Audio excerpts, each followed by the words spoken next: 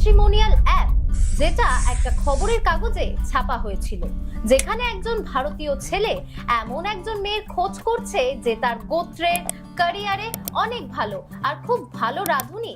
আবার আরেকজন ছেলে এমন একজন মেয়ে খুঁজছে যে দেখতে খুব সুন্দরী হবে, ফিগার খুব ভালো হবে এবং ভালো ভালো জামা কাপড় পরবে। আবার একজন মেয়ে এমন একজন ছেলে খুঁজছে যার কাছে কমপক্ষে 20 বিঘা জমি রয়েছে, ছেলেকে দেখতে ভালো হতে হবে, 25 থেকে 28 বছর বয়সী হতে হবে, আর শেষের লেখাটা অত্যন্ত হাস্যকর। একবার ভাবুন তো তাহলে ভারতীয় ছেলে মেয়েদের কি অবস্থা। তাদের দাবি দেখলে আপনার মুখের হাসি চেপে রাখা কঠিন। এই ভিডিওতে আমি এই বিষয়ে কথা বলবো যে ভারতীয় ছেলেমেয়েরা বিয়ের ক্ষেত্রে ঠিক কি কি ভেবে থাকেন। কিছু জিনিস তো খুব সাধারণ, যে ভারতীয়রা নিজেদের ধর্ম গোত্রের মানুষের সাথে বিয়ে করতে চায়। 95% মানুষই এই মানসিকতায় চলে, যেখানে 65% হিন্দু পুরুষ ও 76% মুসলিম পুরুষ এটা মনে করেন যে ধর্মের বিরুদ্ধে গিয়ে বিয়ে করাটা ভুল। এই ধর্ম গোত্রের বাইরেও এমন অনেক জিনিস রয়েছে যেটা বিয়ের আগে মানুষ ভেবে থাকে।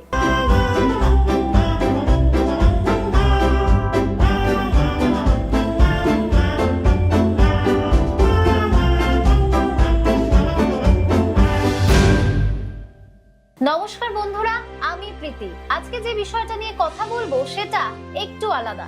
ভাবুন তো ভারতীয় মেয়েরা ঠিক কি চায়। তবে হ্যাঁ, এটা আমি বলছি না, যারা এটা নিয়ে রিসার্চ করেছে এটা তাদের বিষয়। যখন ভারতীয় সাংবাদিক পৃথা চ্যাটার্জি নিজের জন্য পাত্র খুঁজেছিলেন, তখন তিনি একটা বিষয় লক্ষ্য করেছিলেন। যখনই তিনি কোনো ছেলের সাথে কথা বলতে যেতেন, সকলেই তার কাজের কথা ভেবে নিজেদেরকে আটকে রাখতেন। সকল ছেলেরাই এটা ভেবেছিলেন যে এই মেয়েটা নিজের কাজ নিয়ে এতটা সিরিয়াস, তাহলে সংসার কিভাবে সামলাবে। কারণ এখনো অনেক ভারতীয় ছেলেরা এটাই মনে করেন যে মেয়েদের শিক্ষাটা অতটা গুরুত্বপূর্ণ না। Don't you think you should quit your job? এর মানে সেই সব মেয়েরা যারা কাজ করতে ভালোবাসে, যাদের কাছে তাদের ক্যারিয়ার খুব গুরুত্বপূর্ণ, তাদের কিন্তু ছেলে খুঁজতে অসুবিধা হয়। উদাহরণস্বরূপ প্রাচী বলে একটি মেয়ে যে গুরগাঁওতে এমএনসিতে কাজ করে, তার খুব অসুবিধা হয় এমন একজন ছেলেকে খুঁজতে যে তার সমসাময়িক শিক্ষিত, একই রকম টাকা ইনকাম করে। তাই এবার সে কি করবে? হ্যাঁ, একটা জিনিস করতে পারে, যদি এমন কাউকে বিয়ে করে যে শিক্ষায় ও ইনকামে তার থেকে কম, বা বিয়ে নাও করতে পারে। আপনারাও তো জানেনই আমাদের সমাজে কোনো মেয়ে যদি বিয়ে না করে তাহলে সেটা তার জন্য কতটা কঠিন হয়। এর জন্যই অনেক উচ্চ শিক্ষিত মেয়েদের তাদের যোগ্যতায় কম এমন ছেলেদের বিয়ে করতে হয়। এই কারণেই হয়তো অনেক মেয়েরা নিজেদের সাথেই বিয়ে করে ফেলছে। যেমন গুজরাটে শ্যামা বিন্দু নিজেই নিজেকে বিবাহ করেছে।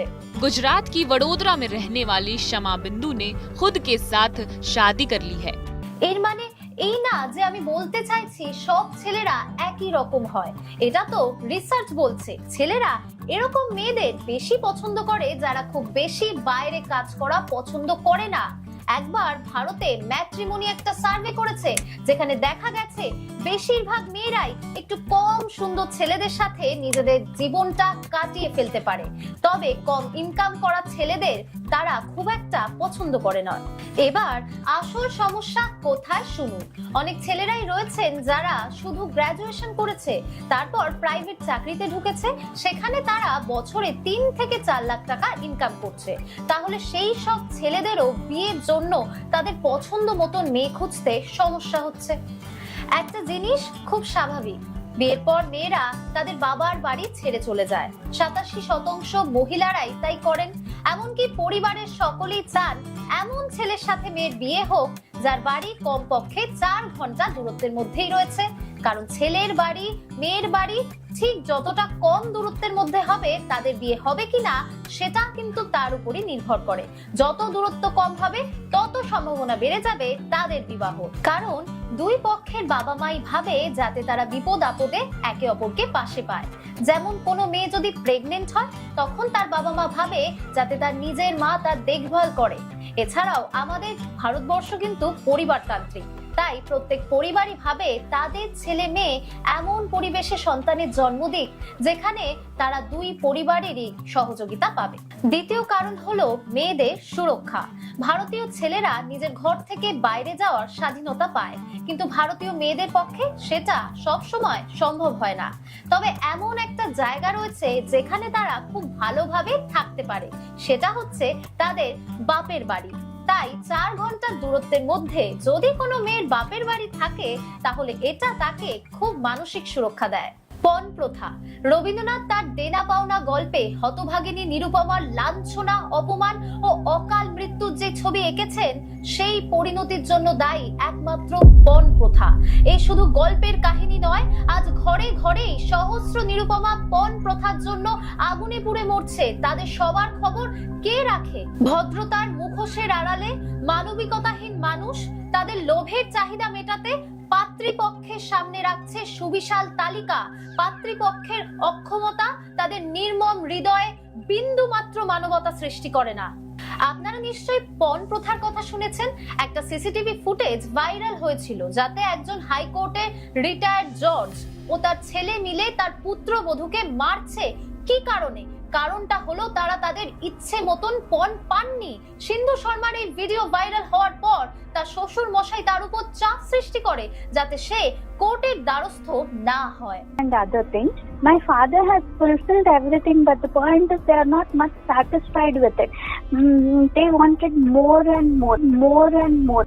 এমন তো হয়েই আসছে। পণ প্রথার জন্য মেয়েদেরকে অনেক রকম অত্যাচার সহ্য করতে হয়। প্রত্যেক বছর কমপক্ষে প্রায় 8,000 মেয়ের মৃত্যু হয় শুধুমাত্র পণ প্রথার জন্য।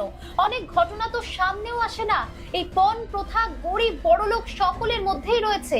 আর একটা বিষয় একটু বলে রাখি, ভারতীয় মেয়েদের বিয়ের সময় অনেক গয়নাগাটি দেওয়া হয়, যেটাকে আমরা স্ত্রী ধন বলে থাকি। কিছু মানুষ মনে করেন মেয়েরা বিয়ের সময় যত গয়নাগাটি পাবে তাতে তার শ্বশুর বাড়িতে তত মান সম্মান বাড়বে।